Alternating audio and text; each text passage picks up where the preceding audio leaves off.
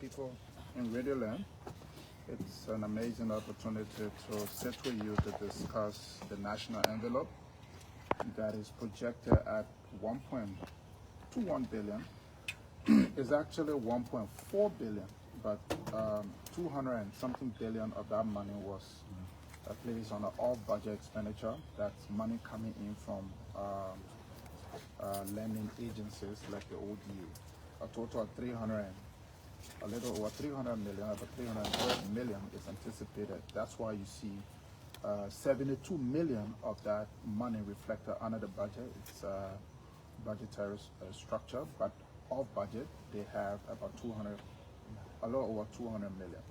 But there is something that's important. I want to firstly go and look at a lot of these institutions that I've been referring to.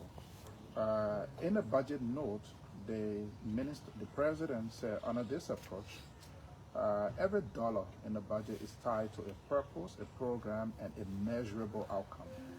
It is no longer just about spending, it is about impact. Ladies and gentlemen, you agree with me that many of the institutions I'm about to call add nothing, little or nothing to the budget. If the budget is about impact as alleged, then I'm sure many of you will begin to ask, some of these institutions we don't even know about, and what do they even do? So I've been able to compile a total of 37 institutions that take so much money out of the budget. And as we go through the analysis, bear with me, you will see that monies that's supposed to be spent on health, education, is spent on institutions that bring absolutely nothing. Some of you will be surprised that we still give money to National Housing Bank, even though National Housing and Savings Bank, it's not operating, $50-something thousand. And you will see that as we go along, lots of our money is just being wasted on all kinds of structures. I've been of the opinion, to start with, if you say the money that is spent is no longer just about spending, but about creating outcome, then I'm asking, what does Ministry of Commerce actually contribute to the national budget, except that it is an institution that provides IPD and what have you. If you want to trade information, you can't get it out of those guys. National Insurance Corporation of Liberia, who are they really insuring? Liberia Industrial Free Zone Authority, what do they really do? National Bureau of Concessions, Liberia Special Economic Zone Authority. And the truth is, let's take it. The reason why our performance on the Millennium Challenge Cup was the way it was, because if you went to the Ministry of Labor today and you ask them how many people are employed in Liberia, they can't give you that number. So the Ministry of Labor has become a court. So we should just put it on the judiciary instead of having a Ministry of Labor, because the only number you're going to get out of the Ministry of Labor is going to be the issue of how many foreigners are in this country. Why? Because they're getting $3,000 per foreigner. So now that's a big deal. And the person even providing that certification is a foreign company. Aircraft Accident Investigation Bureau. Seriously? Let's be serious. This is money that can go to major institutions. And as I go along, you'll find out, take places like Grand Bassa. The entire Grand Bassa health system gets only 100,000 out of this entire budget. The population of Grand Bassa, more than almost 300,000 people. And this is serious. I will tell you another thing. National Housing and Savings Bank, like I said, National Transit Authority. Every individual person that has a bus on the road charges, and that charge replaces the bus. Every year we give NTA money. It is a government institution. We should be able to let NTA go, let it survive by itself, let the transportation market be a competitive infrastructure, instead of spending all of government money on things that bring nothing back, and then we say we're serving the people, because NTA charge anyway, they make money. National Housing Authority, face it, the last time we put one house in the ground was what, several years ago. I think the last public housing was under Madam Sirleaf, I think somewhere up here, and those have been sold out. Why do we still fund a National Housing Authority? Cooperative Development Agency, Liberia Agricultural Commodity Regulatory Authority, Rural Renewable Energy Agency, Liberia Water, Hygiene and Sanitation Commission, Forestry Training Institute, Agriculture Industrial Training Bureau. These things don't do anything but it takes so much money, they take millions of dollars out of the budget. National Veterans Bureau. Just the other day, the veterans were even, people were complaining, look, we need to have a clear program. Every year, the money we spend on veterans, if we have pumped it into a few businesses to create employment for them, they will be better employed than the money we give to a Veterans Bureau. National Commission on Disabilities. Just the other day, the guys were in the street complaining that the guy that is there is somebody else and they don't have a representation. If we took this money and put it into a proper structure that will provide employment for them, they will not be on the street begging. And under my administration as president, we will properly repurpose our resources for the best outcome as indicated in this verbiage. What the verbiage says, it says one thing, but in reality it does another thing. National Food and Feed Safety Authority. What is that? I'm sure you guys are wondering. People are walking the streets hungry. And we have a National Food and Feed Safety Authority. Then we also have a National Food Assistance Authority. Agency. The National Food Assistance Agency was established years back when there was some level of assistance rendered, but those institutions still get some kind of money. National Medical and Dental Council. Why are we funding that? Fund these things through the Ministry of Health, and we'll be done with that. And even the Ministry of Health, you will see when we open these budgets, we'll compare the Ministry of Health budget with the EPS budget. We'll compare the Ministry of Education budget with the Executive Management budget, so you can see who actually is the beneficiary of this budget. Law Reform Commission. What law are they reforming? Absolutely no law is being reformed. All these years, we sit here, absolutely nothing happens. Then Human Rights Commission. I'm sure the people whose rights are being violated every day are asking themselves, is there a Human Rights Commission? Then Liberia National Commission on Small Arms. The state resources are just being spilled like drunken sailors. That's how the government spends money. Then we have National Security Council. For what? National Center for Coordination of the Response Mechanism. What is that? Independent Information Commission. Let's be frank. Then you have the GAC. Then you have the Internal Audit Agency. As president, let Internal Audit Agency go, strengthen GAC, and change our entire audit mechanism. Every year you hear, oh, this person stole this person stole this. I have been of the view, strengthen GAC, let GAC transition from post-audit to risk. So in our way, GAC begin to de-risk environment. So within institutions, you're going to have risk officers that will properly advise on budgetary allocations instead of the damage being done, the expenses incurred when you're looking for somebody, and then we have to allocate money to the Ministry of Justice and be subjected to a whole long legal process that takes years when that money can actually be for development. And this is against the background of the verbiage stated in the budget that the money is not just being spent like before. Public Procurement and Concessions Commission, it exists and everything is happening. But we had GSA yesterday, and there was centralized procurement. All of these dynamics are layers and layers of bureaucratic infrastructures that give money to people and bring nothing. Then we have National Disaster Management Agency. I'm sure that many places in this country where there has been disaster and nobody has come, the only thing you hear the people say, we're calling on the international community to come to our aid, will be wondering, is there a National Disaster Management Agency? Why are we giving them money? Bureau of State Enterprises. You have another one called Governance Commission. What do they do? And they take millions of dollars. Governance Commission take more than $3 million. Doing what? Ministry of Information. A few guys that sit there and talk nonsense. They don't even understand what they're saying. When you say something critical, they come to the airwaves and just talk nonsense. Nothing they even understand. I don't even think, sometimes when they talk in the speed, even drive from their mouth. I think many times you journalists just need to carry them some water so they can help themselves. Liberia Institute of Public Administration. Ministry of State for Presidential Affairs. That's why I'm dwelling on this ministry, because the reality is, if you look at President Bouaka, he has the Ministry of State for Presidential Affairs, which takes $15 million, and we are not analyze that. Then you have the EPS, which only for Presidential Affairs, which takes another $9 million.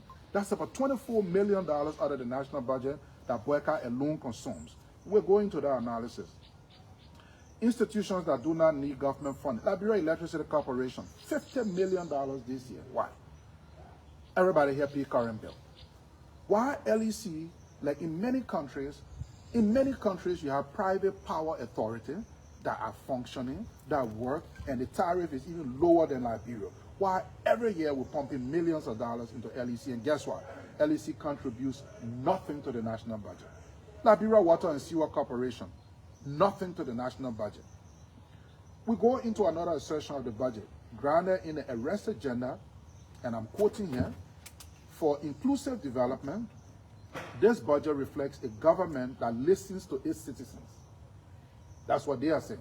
Learns from their lived experiences and leads with purpose. That's what the government is saying.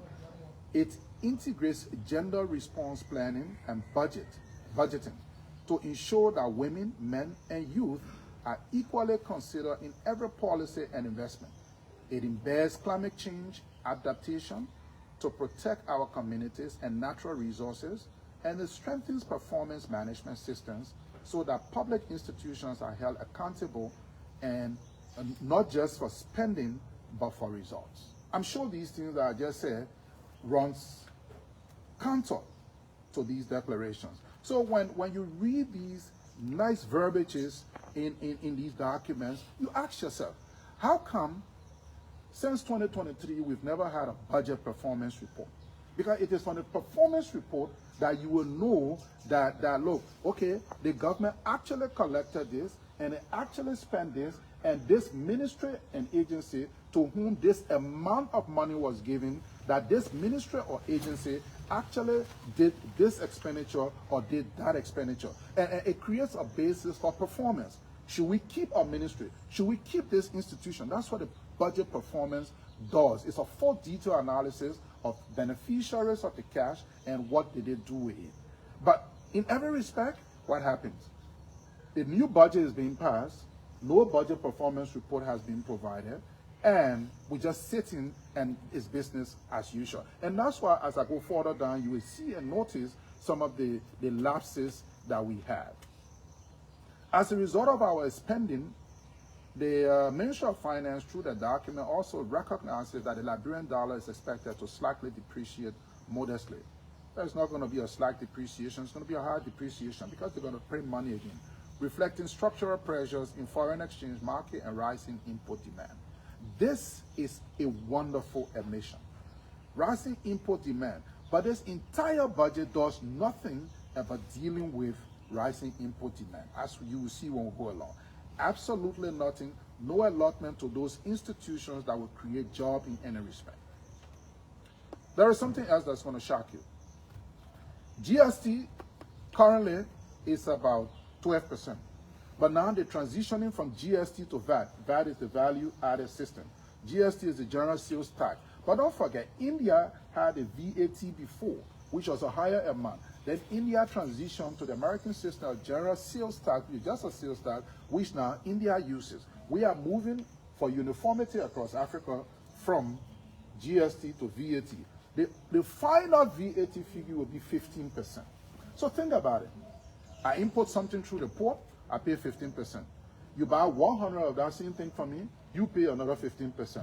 You sell 50 cartons to another person, he pays another 15%.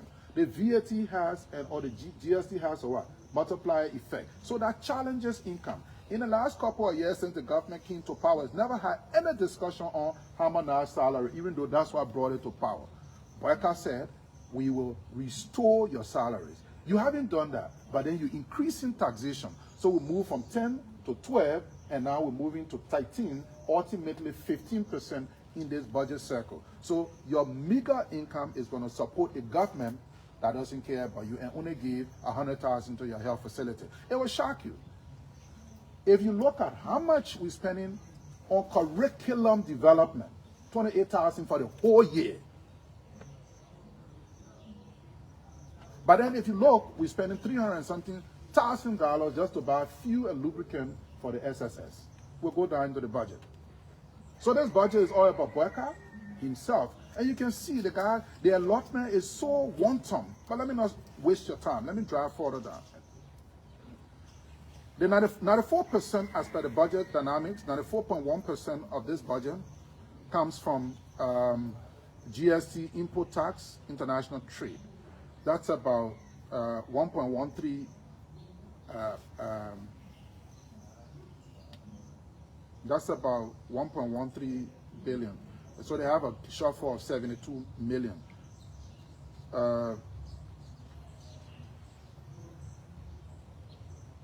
So in their own budget, they've said that 76.7% will be spent on recurrent, which is about $929 million. So now, ladies and gentlemen of the press and people in Radio Land, you understand why I started off with the non-performing institutions. We're going to be spending $929 million of collected revenue on recurrent expense. Institutions taking money that brings absolutely nothing back. Every year, they just have those institutions. And they become opportunity for corrupt government officials to funnel money. So you see certain institutions, we're just going to have a rise. They will have a rise in this, expenditure rising, because all of those details are not in the budget. The budget presents the summary figures, but the detailed working sheet, they have it. So in the end, once the budget is passed, there are movements behind the scene that enable the massive corruption that we're talking about. Debt repayment. The government, as per the budget, owes about $2.7 billion as of September. 40% of that debt, 1.08, is domestically sourced. I've spoken to bank presidents. They are heavily burdened by this domestic debt. Some of this debt came from the past administration and administration before that. Some of it also came from this administration, where they domestically borrowed from the banking institutions, and the rate of repayment is also low. This year, the government will be paying back $159 million, according to them, of that debt, because last year, they said they were paying 60-something million back. They actually paid 30-something million. This year, they say they're paying $159 million, even though they should be paying about $300 million to the local lenders, but I doubt they're going to pay this because we have a historical precedence. So obviously, sometimes when you see liquidity issues at some of these banks, it's because they can't give you the bigger picture.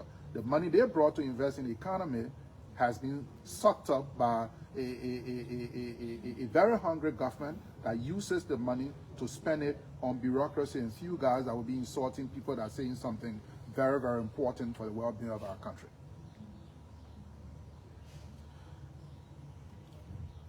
There's an over-projection. It will surprise you to know the $200 million that is included in the budget that takes it to 1.2 billion is an anticipation. It's an anticipation.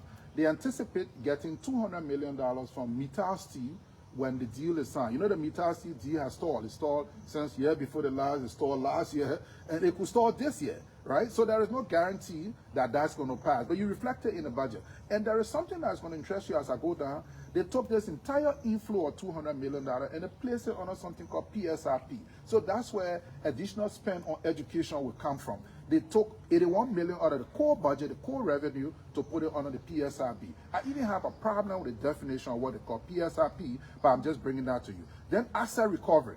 All of this noise about asset recovery, they anticipate getting $10 million for asset recovery, and it's also in this budget. That has raising it up to 10 million. You all know, if you accuse me of stealing, we have to go to court. And the court process takes years. So how are you now projecting that you're going to get $10 million on asset recovery process that just started? Maybe they will sell the $10 million property in Foya. I don't know who's going to go there to buy it. That Boyka is building that nobody wants to put it back in the budget. Who knows? I don't know. And maybe some of the other ones that Boyka have been stealing to distract. He will fire other people, and he has his own stealing. So I don't know how can a rogue be firing a rogue. But again, this too is Liberia. So we have a situation where $7.5 million also anticipated. What they've said is that henceforth, if they sign a concession, you will pay 2% upfront on your corporate income tax, right? So that 2% upfront is dependent on signing. And you know these things go through all kinds of things. Just the other day, they brought Oranto. There were a lot of flaws. People started talking about that. They brought another company. There was another company for the road, I think construction. There were a lot of fraud. So all of these, and that one is a loan anyway. But these concessions like Oranto and some of the other people that have all these flaws, you're now saying you anticipate 2% from then, even though it hasn't gone through, but you're reflecting it in the budget, that swears the budget up to 1.2 billion, which clearly is not going to be realized. We have no yardstick to know whether the budget, we've realized the budget because we haven't done a budget analysis. You can't just look at a man and say the man is rich, you know, because he has an expensive clothes. What if he borrowed our clothes? So in every respect, we need a budget performance, and we're encouraging our legislators to ensure that before a budget is passed, several things must happen. One, we must have a budget debate. Let it be a public hearing process of vested interest, different sectors, to make contributions to these allocations. It will surprise you to know. FOIA, I mean, Kolahun has less than, what? Let me look at the population. Less than, I think, 20,000 people. I have the note further down. And the allotment to Kolahun Hospital, because the finance minister is from Kolahun, is 110,000. Buchanan, Grand Bassa County has 100,000. You know, all of these things flow. This year's budget, you have 2 medical institutions from Lofa County that's benefiting more than $1.4 million for their health center revamp. Most of the other counties are not so lucky. It's all going to one sector, even though it's a national envelope. So all of these things are contributing to some of the issues. Now let's look at SOE contributions. LPRC is contributing only $1 million to the budget. That's really sad. Only 1 million. MPA, with the managing director, you know, according to what the Chinese people say, he's stealing from people and all that. MPA is contributing nothing to the budget. LEC, nothing. Every year, that's the story. We spend on LEC, they gave nothing. We spend on MPA, they gave nothing. And so that's it. And MPA in the past and now has been used for payment of all kinds of people. Like I said earlier, the core PSRP is 81.4 million, 44 million, which is the public sector investment. So basically they have this 81 million, like I said earlier, that's going to come from the core budget. Then they have 200 million anticipated from the Mitasi inflow, which is not going to come anyway anytime soon.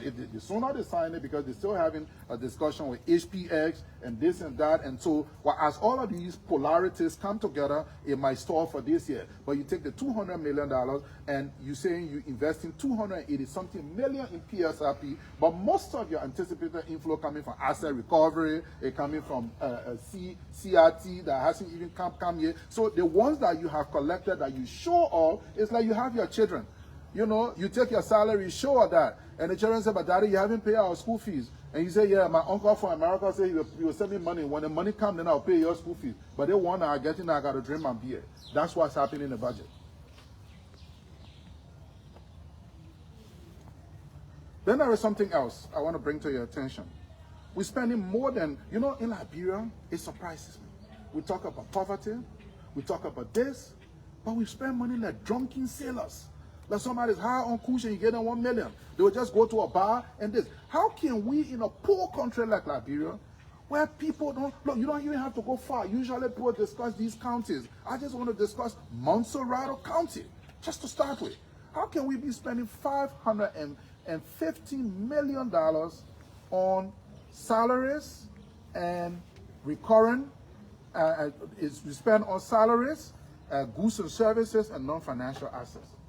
$515 million. This is no small money. This is money people wouldn't even see in a lifetime. If you were to spread $550 million on the street, $100 bill, you can spread it from here to Ivory Coast. People just throwing the money away, and they call themselves government officials. And the irony is, you see people that spend like drunken sailors, when they leave government, you see them like they never had money before. They can't afford a driver. They ride keke. You can see even our own former president, Boyka. The man was vice president for 12 years. His budget was more than $24 million over the period. All right? He became non-president. He couldn't even pay his own medical bill. The man was like, he was dying. Today, the guy is even joking, you know, puts his hand in his pocket. But that is what our country does. We pick the wrong people, we make them president, and then we say we expect results. And that's what we're saying to our people. Let's not do this again, because we're actually deceiving ourselves. I want to give you an insight into what the PSRP expense is all about, so that you can have an idea of what the PSRP is all about. I need to just drill you through it quickly. It's on pages 26 to 28. So next time you have an opportunity to look at the budget, just look at pages 26 to 28. That's where the PSRP is, so you can have an idea of some of the things they say they're spending the money of the Republic of Liberia on. So let me just drill you through so you can have a deep appreciation. You may not be, you may not know economics, but you will be able to understand what they're spending our money on. So let's look at some of the core PSRP. The national legislature, they're giving them $3.6 million. That's considered as public sector investment. The national legislature budget is $48 million. It jumped from the previous amount of 30-something million. But then they also giving it another $3.6 million, and they call it public sector investment. That's the thing that will create jobs for the thousands of young people that are graduating from university every year. The thousands of young people that go to trade school with the hope of adding value to themselves to get some kind of job to determine a path for their family. 3.6 million to people who don't even have a budget debate. They don't even discuss anything about the budget. It just so say one, so say all. And a few of them was telling me the other day that even this $360-something million road fund budget that was discussed, the legislature, the House of Representatives didn't pass it. It just jumped to the Senate floor. It's interesting. Ministry of State for Presidential Affairs is going to get another $500,000 out of your PSRP budget. It's interesting. Let me open them up a little bit. So you don't have to go to economic school. The General Services Agency is going to get $2.5 million. I don't know whether GSA is going to build a factory that will provide jobs for people. I don't know. Then $1 million will go to the Ministry of Foreign Affairs, thereby taking a budget from $26 million to $27 million. Already, the Ministry of Foreign Affairs jumped from $22 million to $26, another $4 million. Then there's other $1 million that says PSRP. I don't know how they determine, because for me, public sector investment will be some level of partnership that creates some level of industry that guarantees job for our young people, so that the next young person that is employed in the private sector and not in the public sector. So our young children, when you ask them, what do you want to be? They will say, I want to be a doctor. I want to be an engineer. I want to work in a factory. But you ask a young child, I want to be president. I want to be representative. Because the only people that have money in our country are those kinds of people. It's interesting. But let's look at the PSRP budget more and more. Ministry of Finance and Development Planning gets $1.6 million out of that budget. Liberia Revenue Authority, $4.7 million. Then, Ministry of Internal Affairs gets $34 million for PSRP. National Identification Registry gets $1 million. Monrovia City Corporation, $1.3 million. Painesville City Corporation, $400,000. Then we'll go down to Center for National Document and Record, $100,000. Land Authority, $1.2 million. Then we come further down. Judiciary gets $7.6. Then we get Ministry of Justice with $3.2 million, maybe prosecuting these cases for the anticipated $10 million. Is it. So if we spend $3.2 million this year to recoup $10 million, next year we spend another $3.2 million to recoup $10 million. So you owe me $5. I spent $200 in a court to collect $5 from you. Who's to pay here? You know, so sometimes I don't understand. That's why we need to transition our approach. You know, this archaic method of running government is what's killing us. It must go through some government bureau. Just the other day, we had land issues. Then we set up a private institution called a land authority. We still have land issues. But in other countries, when you reference those countries, then they have a problem. Kenya, if you want to buy land in Kenya, you want to buy a car, transfer a title, it's electronic, it's clear, and it works. In that way, you don't have land issue. I'm buying land from you. We're going to have our both pins. We go online at the same time. We open our pins. You send me information I accept. The electronic document will show I accept that, and you will agree that you send me that, and it's closed up. We have not made one progress towards resolving land issue. The whole place is saturated with land issue, and we're still fighting. And still we're spending lots of money on all of these things. Human Rights Commission. I don't know what's the public sector. A PSI investment, $74,000. Then Ministry of National Defense, $500,000. We come down, PSRP, Ministry of Health, 8.5 million. John F. Kennedy Hospital, 2.1 million. Then we have Phoebe Hospital, 800,000. Then we have Jackson Dole, 400,000. And we have Ministry of Youth and Sports, 4 million. When you total all this, there are other small stuff. When you total all this, it comes to $281 million. That's what government call public sector investment. How does that benefit you in any way? How does that add value to the media in this country? How does that create businesses that will advertise? How does that create those businesses that will advertise, that will make the media institution make more money? The more money the media institution make is able to hire competent people. We can bash the media. When the inflow of the media, you open radio station, you practically have to pay out of your pocket. It's a tight landscape. You open even online infrastructure, you can hire anybody because how many businesses are there to advertise? In other countries, there is so much media dollars. Why? Because there is some level of vibrancy. When the government spends money, it affects the economy. And let's face it, in our case, when the government spends money, the biggest beneficiary, what does government buy? Government buys cars, stationaries. Who are the biggest importers of cars? Foreigners. Who are the biggest importers of stationary items? Foreigners. So the money comes through the tax structure, collector, and it leaves the country. And that's why we celebrate every year and we say we have a budget. So when they have this budget and they do this, then they come back and say, oh, they want you to celebrate. Obviously, it's not going to work. Another thing I want to propose. You see, we have something called the Public Financial Management Law of Liberia. That law set a cap on borrowing. We can't borrow more than 60% of our GDP. But there is something else that we can do with that law. The legislature can modify that law to ensure that we don't spend more than 40% of collected revenue on our bureaucratic institutions. In that way, you're going to have 60% preserved for development and development initiative and a level of private-public infrastructure. In many countries, I sit around, I see many countries around Africa. I don't even want to go around the world. They have money in our budget for levels of private-public partnership. Let's even take America. Do you think America could not set up a weapons manufacturing company that is run by the American government? Who makes all of these big planes you see? Who makes all of the weapons? It is private companies that produces those weapons. Even you've heard they partner with people like Musk, right? And they use the private company.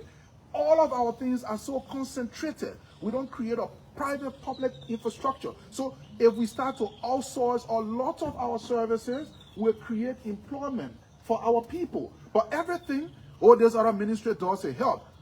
Health does this. This Ministry of Public Works does this. And all of these things, when you look, what does it do? It creates quite a lot of bottleneck. It creates a lot of inefficiencies, and the outcomes are difficult to measure. That's why budget performance is an issue. In America, in many other countries in Africa, when the budget is passed, millions of dollars go to the private sector. Millions of dollars go to the private sector. In one country that I'm on the Economic Council, they passed the budget, we allotted about $200 million for the private sector. And it was done through a private-public arrangement where the money was given to the central bank. The central bank then gave that money to the commercial banks. The commercial banks have specific instruction for on-wall learning. We realized one of the problems in our country was housing. People didn't have money for housing. So we set up a 10 years gap for lending. So if you went to the bank and took $20,000 to build your house, you have a specialized interest rate, even though the normal interest rate, and I'm not permitted to give you specific figure, the normal interest rate in our country is much higher, but if you took money for lending, for real estate, your lending rate was lower. So there became a real estate boom in our country, which created housing for more people. You know, when you do that, what happens is that you create opportunities for your people. But all of our resources are just spent on government institutions. So the PFM law, if it is re-looked at and modified and set that structure, every year you will not have the opportunity for government institutions to just be increasing money. Every time there's additional money, then you increase it. The other thing we need to do, every year what do you see? Our expenditure on recurring expenses is high. Why don't we have a car policy? We have never been able to establish one. Our car policy, simply put, can establish that, look, John Brown, you minister, out of your pay, we're giving you a car and we set a ceiling. We're not buying more than $50,000 car. Your car costs $50,000. Government is going to let you pay 60% of the value. 40% of the value comes from government. So what do? If the car is $50,000, we spread it over a 5 years period, which is the lifetime of the car, and we let you pay for the car. People have been asking the question of, what if you get fired after 6 months? It's simple. If you went to a used car dealer and you pay on a car, anywhere in the world you pay on a car, if you can't pay the balance of the value, what happens? You forfeit the car. So if you serve for 6 months as minister, the value of that car that you're unable to pay, if you want the car, you pay up the value. If you're unable to, you forfeit it, goes on to the next minister. So we'll not have a system where every new minister, every new assistant minister waits for the next budget year to put in for a car. And these things weigh on us, and it takes away key cardinal revenue collector for the country to be spent on the people and spent on bureaucrats. So you're always going to have issues in places like Nimba or Mitasi. Let's face it, if you are Mitasi, you do your INO money, you pay your taxes to government. The money government is supposed to spend it in a way that the people in Nimba benefit. But all of that money, most of it is spent in a mansion, is spent in Monrovia, is spent on bureaucratic infrastructures, and then the people don't see the government. Who do they see? They see the mining infrastructure. So in many places in Africa, you have this challenge where when you mine in an area, it becomes a problem. We have a similar problem in one area we mine in Ghana, and we had to have an actual conversation with the community and try to rebalance some of the issues. But it creates a huge pressure, and it's basically because of the way money is spent. Let's look at some of the way money is spent. The speaker, what is he doing that he needs $1.8 million? I don't understand. Deputy Speaker, $1.4 million. You know, the system is when you're at the table and the meat is being killed, my man, I'm taking the head. You want to take the belly, take the belly. Then the government say, okay, we'll take the thigh and the stomach. The other person say, okay, we'll take this. That's just it. The House of Senate goes from $12 million to $16 million. The House of Representatives goes from $31 to $51 million. Of course, it's inclusive of the $3.6 million that I told you about. That is called PSRP. These kinds of things must stop if we want a better governance infrastructure. If we don't have a car policy, every year we're going to have these recurring infrastructure. And we need to transition from post-audit to risk so that we can actually understand how many computers are being used in office, because most of these things are buying computers and what have you, when that money could be spent on public housing. That money could be spent on public education. That money, you know, when you go to other countries nearby, you go to Cote d'Ivoire, you go to Ghana, even right next to Sierra Leone, and you see public educational institutions. The other day, I went on some visit or some project in Winneba, and I visited the University of Winneba in Ghana. I told the driver to park, and I was just in the car, and I just shook my head. Tell you don't come close. I'm not even taking you to Lagos. I'm not even taking you to Kwame Nkrumah. These universities, the people spend seriously on the university. Why can't we do that for our own universities? LU doesn't have window. It hasn't had window for the last, I think, 20 years. LU doesn't even have chair. It hasn't had chair for I don't know how many. You have to take chair from one class to the other chair. Are we serious? And we say we're running a government, and we say we're preparing young leaders for the future. But we have people just getting on the money like we are drunken sailors. Let's look at some of the mockery they make of the educational system. Total allotment to education, $53 million. It sounds good. When you look at it, it sounds really good. But let's break it down. $37.9 million of that money is spent on salaries alone. Then let's break it down further. $8.6 million of that money on goods and services. This means there will be no chairs, teaching materials will not be available this year in many of the schools. Why? Let's look further. Out of this money of $8.6 million, out of this money of $53 million, 37.9 for salaries, the minister's office And right there in the budget gets $1.5 million. The Minister of Education in the office. So the speaker, the deputy speaker gets 1.4. The Minister of Education office gets 1.5. Then general administration, the rest of the guys get 4.5 million, leaving only $1.3 million for basic and secondary education. Teachers' education gets $28K. Think about it, gentlemen. $28,000 for the whole year for teachers' education. Then we got Center for Curriculum Development, $20,000. But we should celebrate that, yes, they're giving us a budget. They put these figures because many of our people are not economically inclined and don't have an accounting background and don't have the time to critically analyze these things. It's sad. If you have 20,000 for curriculum, you know what curriculum is. Today, I'm sitting down wondering why I did amoeba in school. The other day, I asked my science teacher, why you should be wasting my time? Since I left school, I haven't seen amoeba. I wasn't doing science. Why are you wasting my time? But if we spend 20K for curriculum development in a whole projected so-called 1.2 billion that I call actually is a 900 million budget, then we're not ready yet. We're clearly not ready. But let's look at something. The PSRP allotment for education, like I said, $1.9 million on renovation and rehabilitation of schools. So if that money anticipated for MITA doesn't come, schools will not be renovated this year because that's $1.9 million. $1.8 million on expansion of school and school feeding. If that $200 million doesn't come, there will be no expansion of school. $500K for child one child program. So we're waiting for MITA $200 million and not the $900 million that we already know we'll collect out of the economy for us to buy chairs for our children. But let's break down. 500,000. It sounds big. 500,000 divided by $25 per chair, that's 20,000 chairs. It cannot even feed Monserrato. And when we go, you will begin to understand that this whole budget is a joke and that these guys, if I have my chance, will have them arrested and we will hold them accountable for the kinds of damage they cause to this country, especially this unity party.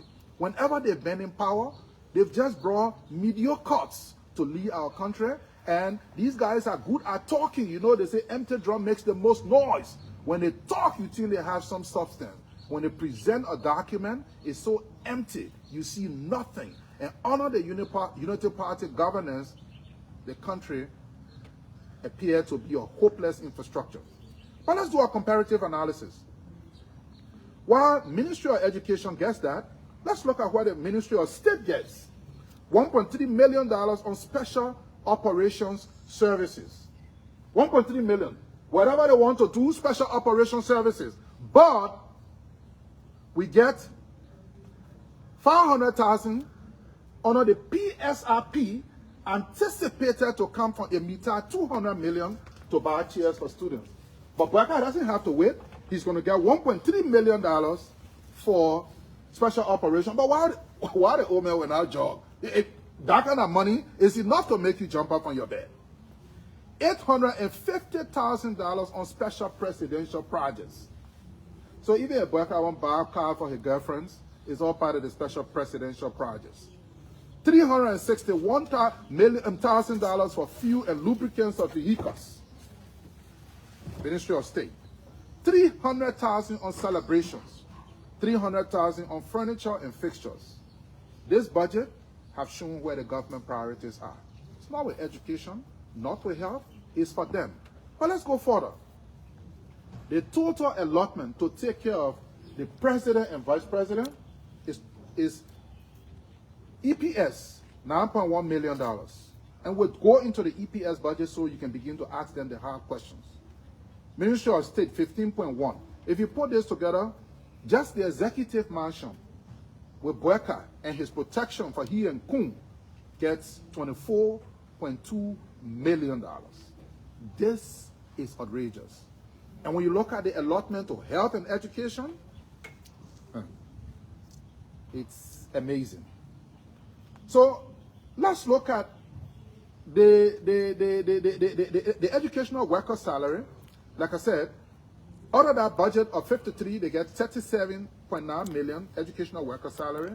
The total spend on education for 2024 is going to be 15.6. And the 15.6 million is less the anticipated inflow of $4.5 million anticipated from the Mitasi arrangement. So in essence, we're spending about $11.1 million on education this year, which is really sad.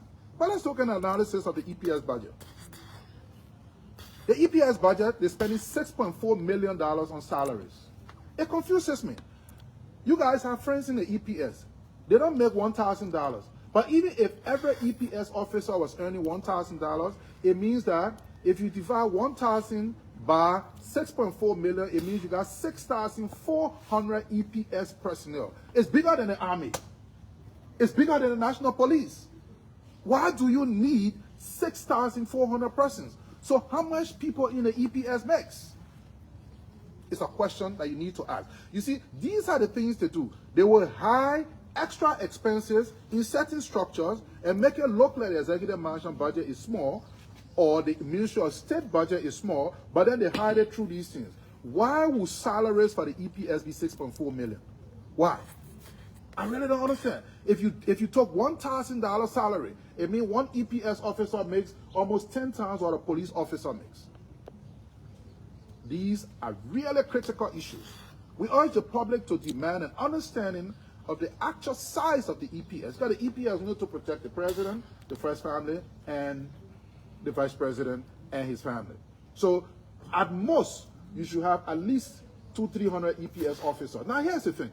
Every other security agency contributes security. Police, Army, all of them, NSA, all contribute a detachment to these people. So you have all of these structures. Why do you need to be spending all this money on EPS? There is no justification to be spending $9.1 million when education has no presence in the budget. Interestingly, $552,000 the EPS spends on fuel and lubricants, more than what is allotted for education. $353,000 for repairs and maintenance of vehicles, but we're spending $20K on curriculum development. God help Liberia. We spent $20,000 on curriculum development. We spent $28,000 for teachers training, but we spent $353,000 for repairs and maintenance, EPS vehicle. $552,000 for the fuel and lubricants. $600,000 for intelligence gathering. Just for the office of the president. But we spent $100,000 on the Buchanan Hospital in Grand Bassa County that services more than 100,000 people. So my intention here is to help you see that this budget is for the people that we put in government. When they collect the money, they sit down, they divide it out. Then they get up and buy 1535 buses, and the president now, he thinks he's made morale. You know, he drives around, he says, oh, the people should celebrate him. And the people say, look, we're not celebrating you because we know that you are no different from the people you are firing. Then we have another situation. We have another situation where, I will have to wrap up quickly, reminder of time because the line has to be open. We have another situation where you have $200K for special operations for the EPS. So the EPS, $800K, but $1.3 million provided for basic and secondary education in Liberia. Like I said, do a comparison with the Ministry of Health budget. Grand Bassa County gets $100K. Government Hospital in Buchanan gets $200K for health. Redemption Hospital in Monserrato County gets $350,000. Gentlemen, let me divide $350,000 out so you can see. $350,000, I'll try to wrap up quickly. $350,000 divided by 12 months, that's going to be $29,000 per month divided by 30 days. The Redemption Hospital has to spend $972 per day to provide health services. And don't forget, it is the largest referral health facility on this side of town. So it takes care of multiple districts, 17, 16, 14, 15, with millions of people because you have the largest block of people. And that's why they gave Redemption Hospital. It's a joke. I could go on and on and on in terms of these analyses. Of course, like I said, Foya has 20,000 inhabitants, the president from there, so Grand Bassa County and Foya gets the same $100,000. Then there is something called other compensations, which caught my attention. It jumped from $6.9 million in 2024 to $21.4 million in 2025. Now it's $25.6 million. I'm not sure what they're hiding through there. Ladies and gentlemen of the media and my people in Radio Land, this analysis is long, but because of time, we will do a short abbreviation. And we just want to say, to correct this, we're proposing the PFM law be modified and a cap be set on government expenditure. Other than that, even if we collect $5 billion, the legislature budget will jump to, say, $200 million, and they will have justification. The president budget will jump to, say, $300 million, and they will have all of the justification. This other institution will jump to this, and they will have all of the justifications. Each private radio station in this town is surviving. LBS get $1.9 million of government money, but the citizens can't talk on the radio station. You know, these are the things that are playing the waves. They want some abuse of power. And I just want to say to our people, as president of Liberia, you see that executive mansion? I will turn into a 5-star hotel. I don't need to be in such an elaborate infrastructure. It's been proven that you can run the executive mansion right out of the Ministry of Foreign Affairs. You can run the executive mansion out of a small place. Why do we need a whole Ministry of State just for presidential affairs? And it's a place where different people, all our need. Look, even me now as CEO with more than 5,000 employees across Africa in multiple countries, I don't really have a special assistant. My laptop is it. I have different departments, different heads of different sections, and they work. Why do we need a president to have such elaborate infrastructure? The sooner we review this, the better the budget will begin to work for us and for the people. And if that doesn't happen, we're always going to have this situation. And that's why we're saying, ladies and gentlemen of the press, people in Radio Land, that we need to change the governance style of our country by changing the people we give power to. Thank you so much. Okay. Voice of the... Yes, so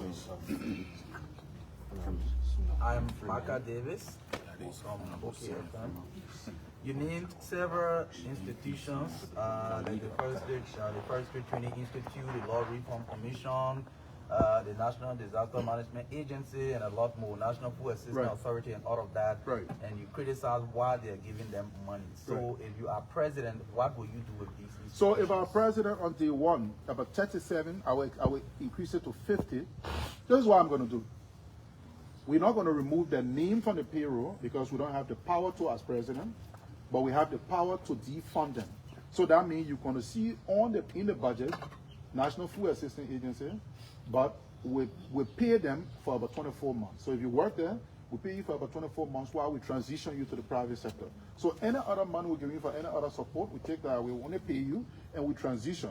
In our way, we save millions of dollars, and we can do the private-public sector arrangement where we take that money, give it to the central bank, give it to the commercial bank. We take some of that money, invest in housing. Instead of having a national housing authority, we invest it into housing so you can take money, or we can invest it into, we can let somebody take $2, $3, $4, $5 million, build a couple of units, sell it to you, and you can also get refunded. And in our way, you see, we start creating capacitation. We take another quantity of money, invest it into industry. One of my key things I want to look at is agriculture.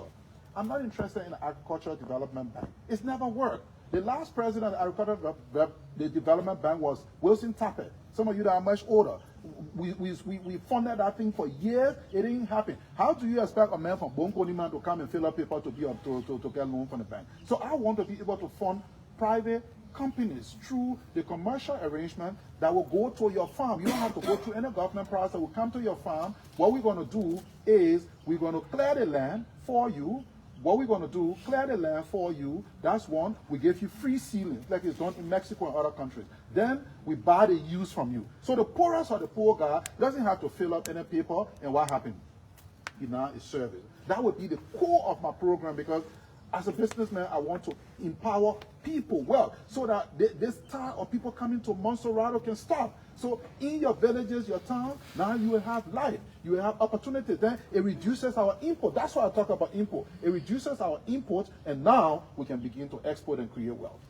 My name is Lincoln Peter, Mr. Freeman. Thank you very much for your comprehensive analysis of the 2026 draft national budget that is currently before the National Legislature for scrutiny. I have just one question. You talk about the budget going to 1.2 billion based on the anticipated fund from the Arsenal Meta deal, and you also spoke about the asset recovery. Right. Anticipated 10 million. With Right. all of these things that have been anticipated within the projection, do you see the budget being achievable, or will there be another deficit? Oh, there will always be deficit. And you know, they hide these deficits because there is no budget assessment report, the budget performance report. And if the legislature was not as collaborative in the exploitation of our country, then they would demand those things. All right, and then what we will have, we will have a system where these things are analyzed. All right, and then it will change our outlook. So you can't build your family based on an anticipated inflow. Like I said, you can't deprive your children of school fees full and say, my uncle said he will send $200, so the other $200 I've collected, give me change, let me buy these shoes and let me buy a t-shirt, you know, and those kinds of things. So yes, we anticipate a shortfall. You can put in the budget these kinds of anticipation. That's why they themselves call it contingent. But even the contingent that you put there, you have allotted it to key sectors. Even the $100 and something million they want to use for public works is also coming out of this contingent. So that means that's why they're trying to run some $300 and something million deal for road construction, when in fact they can change that. In fact, if I was president, we'd change that. And I'll give you a whole outlook on borrowing. I'll tell you what, Japan is one of the highly indebted countries in the world. Japan. But you know why Japan doesn't have an issue? Japan borrowed the money domestically, not from banks, but from people through a stock market. Why haven't we developed a stock market? Maybe some medicine man somewhere say we can't develop it, we don't have the expertise, when those things can be developed in about a year. My name is Gibson G from Punch FM, the Liberian investigator. Simeon Freeman, how will you describe this budget in just 3 words? In just 3 words, I would say this budget favors the government. It favors Boyka, it favors those in government, and there's nothing in there for the people. So this budget is just a waste of our time. So anybody anticipating that we're going to get anything from this budget is wasting our time. Look up, and that's why you see it's so terrible. In other countries, the government buys, the government does major public things, and the president doesn't get in buses. It's a shame. The only thing you can give is 15 pickups to DEA. After the whole country rose up against drugs, the EPS budget is bigger than the DEA budget. So you can see where the seriousness is. Boyka said, you know what, I'm going to protect myself because I'm building a $10 million property in 4 years, so I need to protect myself. So DEA will give you 15 pickup, will bring all the media people, and these boys from the Ministry of Education I just talked on to the speaker out of the mouth, we'll bring them to also talk about it. Then we're getting 15 buses. As president, I'm not going to ride in a bus. And you know, that's just shameful. Under the United Party government, we got the first red light under Ellen Johnson selling to Johnson Street. You remember? It was Boyka who went to to dedicate red light. Something that nobody's supposed to dedicate. Today, in the whole country, I think we got about 5 red lights that people even disrespect the red light because they're not used to the culture. I can see red light to, Johnson Street. Then I go all the way to Pennsylvania, I see a red light. Are you crazy? How much for red light? We're not serious in this country, bossman. We're not serious. And when we keep putting these United Party people in government, that's what's going to happen. These guys can talk. In fact, these guys are able to sell ice baths to the Eskimos. Even when you're in a cold region and you don't need ice baths, these guys will say, you need to buy the ice bath. They can talk. These boys can talk, but they bring nothing to the table. Yes, sir. So, Mr. Freeman, I'm your virus 5th final report for DNS Liberia. You being a Liberia businessman who understands the problems of Liberians. You understand the economy of Liberians. You being in the business sector. Many Liberians are wanting to know what are you doing at the moment in order to less burden the government since you are wanting to become a president. What are you We're doing doing? quite a lot. I think just yesterday you saw we offered 500 students registration fee at University of Liberia. That's arranged. We're waiting for the students to show up so we can pay that. We're coming out of another big news, and I don't want to preempt that. But I think we mentioned now, so I can do that. We also, for the first time in this country, setting up. You see the people you call petty traders that are on the streets. What we're doing is we've gotten 2 buildings for them. And for the first time, we're going to put them in a building, like it's done in Sierra Leone, like it's done in China, like it's done in other parts of the world. We're going to put them in a building, and we're going to fix that building up so they will be organized. You have a floor where you can go and people fix their hair. You have another floor, you go, people sell this. Within buildings, they wouldn't be on the streets anymore. Then further to that, we want to invest $1 million annually. Our goal is to transition them. We're not giving it to them for free. We want to bring in the goods, so we give it to them, right? They sell, and they will be able to pay back. Here's the deal. Right now, they are buying it from the stores, and the stores are competing with them. So we want to make sure we bring in those things, and we give it to them. We give it to them at a much lower price. They will be able to sell, and what will happen?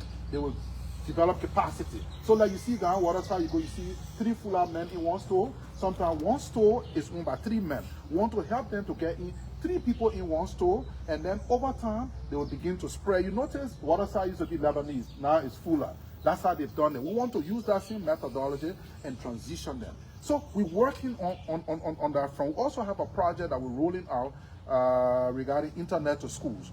We want to put an internet device on a university campus. We're starting with Monserrato first, we'll go to Buchanan next. So we want to put what they call a Starlink device on every university campus within Monserrato County. That's going to be rolled out by next week as well. So all of these things we're doing, coupled with the fact that many other projects, you were just in Slipway, I think, we're there, we ran that project, we're just in, what's the place name? Number 5, we're running another project in number 1. We've got multiple projects that we're doing, but we can't do all because we don't control the national economy. So we're hoping that come 2029, we are getting that opportunity for the first time to redirect the focus of our country to enable the outcome that needs to be realized. Okay, so, Honorable, my name is Darius from Spoon. If you look at the budget, agricultural budget have dropped, and the rest agenda talks about agriculture. But more to that, you see the signature bonus of Acida Mita. It is on a contingent revenue. Right. Do you think when the president talked about agriculture in the rest agenda, he's realistic about that? He's not. And more besides, under my administration, you're not going to have a Ministry of Agriculture. And the reason is simple. You don't need to have, you see, we look at these things from the standpoint of education. We need to look at it from a realistic standpoint. Like I told you, the agriculture budget, I think, is about 1-point-something million or 3-point-something million. I've forgotten the figures, I close the budget now. But think about it, Busman. If we took one county as a prototype, and we set up a company, that company is not going to be owned by government. We take a few people and they form a company called John Brown Incorporated. We invest $3 million, and what we do with the $3 million, we're going to buy equipment, we're going to build warehouses, we're going to buy trucks. Then we go to the farmers and clear their land, and we give them free seeding.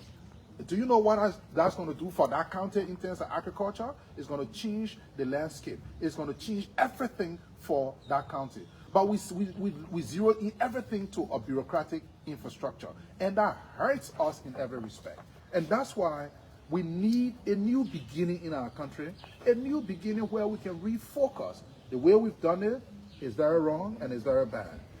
Thank you, and I think we're going to now link to the station so other people can have an opportunity to participate. So, folks, thank you for following Baba.